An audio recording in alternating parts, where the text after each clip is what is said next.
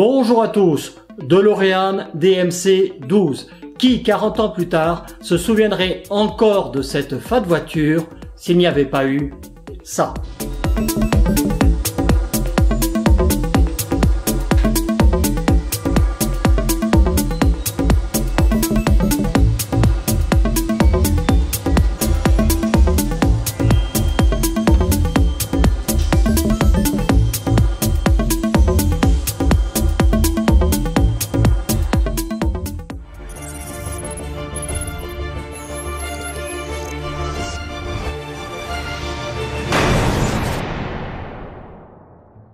Pour beaucoup d'entre nous, le nom DeLorean fait d'abord penser à la trilogie de Retour vers le futur, et c'est bien dommage, car derrière ce nom, il y a un personnage extraordinaire. John Zachary DeLorean.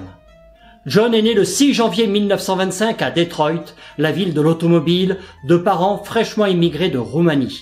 Son père travaillait à la chaîne comme ouvrier chez Ford, et John, qui le voyait s'épuiser à la tâche pour un salaire modeste, s'est juré qu'il n'aurait jamais ce type de vie. Et il ne l'a pas eu. Après des études d'ingénieur, il est embauché au bureau d'études de Chrysler en 1950. 22 ans plus tard, il devient vice-président de General Motors, qui est à l'époque le premier constructeur mondial et le plus gros employeur au monde. Rien que ça.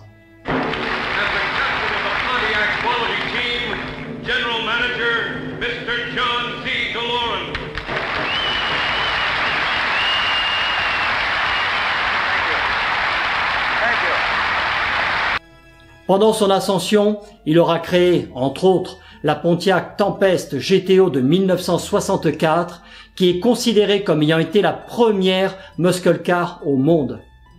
Ce grand gaillard d'1,92 m, au physique de playboy, qui était aussi à l'aise dans les soirées jet-set que dans les conseils d'administration, s'était surtout fait connaître du grand public en multipliant les conquêtes féminines et les couvertures de magazines People avec un look plus proche de celui d'une rockstar que de celui d'un capitaine d'industrie des 60s.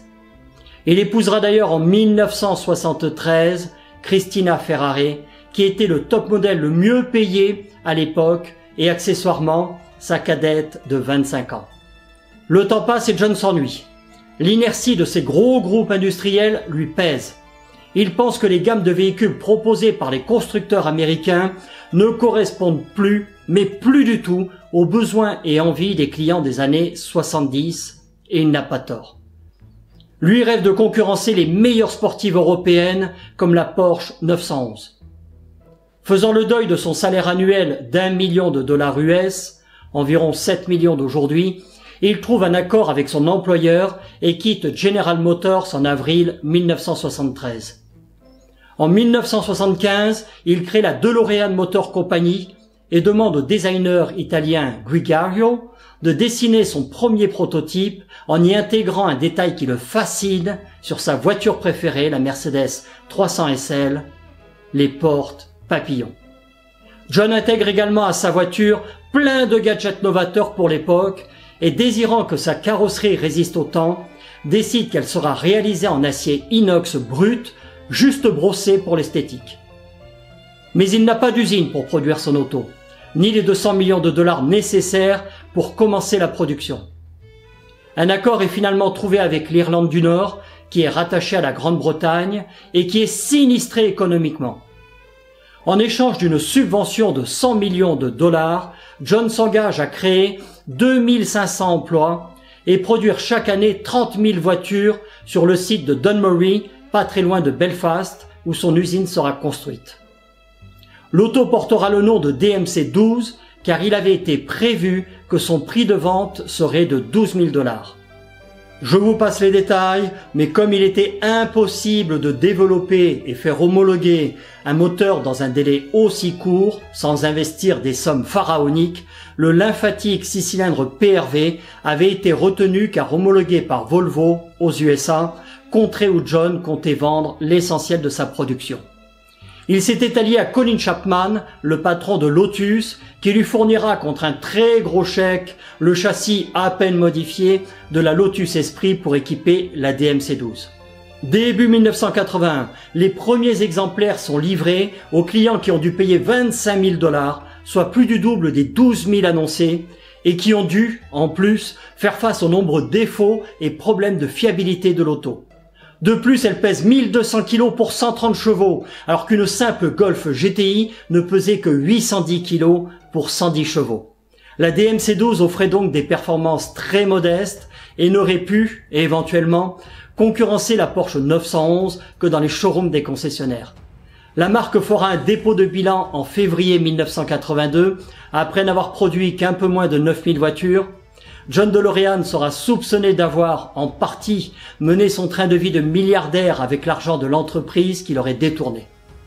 Croyant toujours en son projet, il fait le tour du monde des investisseurs potentiels, mais plus personne ne lui fait confiance. C'est alors qu'il rencontre dans une soirée James Hoffman, star du porno, qui lui propose d'investir 1 200 000 $ dans l'achat de 100 kilos de cocaïne en Colombie, censé lui rapporter 24 millions de $ une fois acheminé aux USA. John hésite, mais finit par accepter car il a besoin d'argent pour renflouer son entreprise. Ce qu'il ne sait pas, c'est que James Hoffman lui a tendu un piège pour le compte du FBI. Le 19 octobre 1982, dans la suite 501 du Sheraton Plaza de Los Angeles, qui a été truffé de caméras, John Zachary DeLorean est menotté par le FBI et incarcéré pendant 11 jours avant de payer sa caution de 10 millions de $ qui le fera libérer jusqu'à son procès. A suitcase full of cocaine was put before him and he called it better than gold. Better than gold. Gold weighs more than that, for God's sakes. A few minutes later, the FBI arrived and John DeLorean was put under arrest. Fred Graham, CBS News, Los Angeles. Le 16 août 1984, après 700 jours d'enquête préliminaire et 62 jours de procès, le verdict tombe. Son avocat a réussi à prouver qu'il avait été piégé par le FBI et que James Hoffman avait reçu 110 000 $ de la police fédérale pour lui proposer ce marché. John DeLorean a été acquitté et est ressorti libre du tribunal.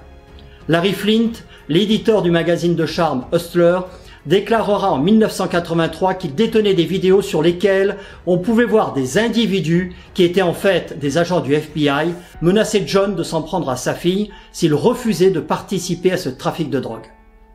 Cette aventure a mis un terme à la carrière de la DMC12 car même s'il a été blanchi dans ce scandale de trafic de drogue, il devait encore affronter les accusations de détournement de fonds à la suite de la faillite de son entreprise.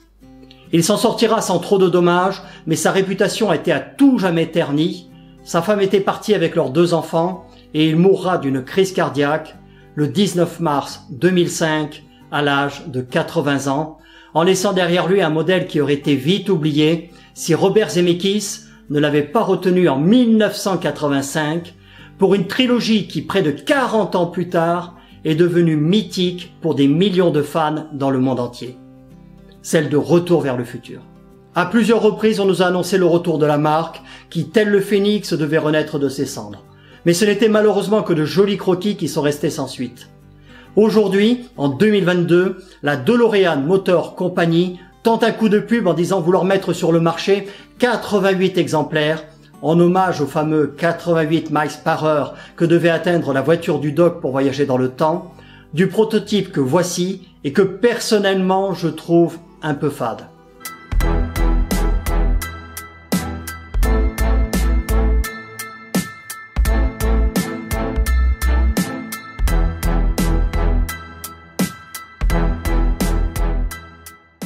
De plus, à quel prix astronomique va-t-il falloir vendre cette auto pour amortir les coûts de recherche, développement et de production? Elle sera entièrement électrique, je vous mets ses caractéristiques à l'écran et vous la laisse découvrir en vidéo. Salut à tous.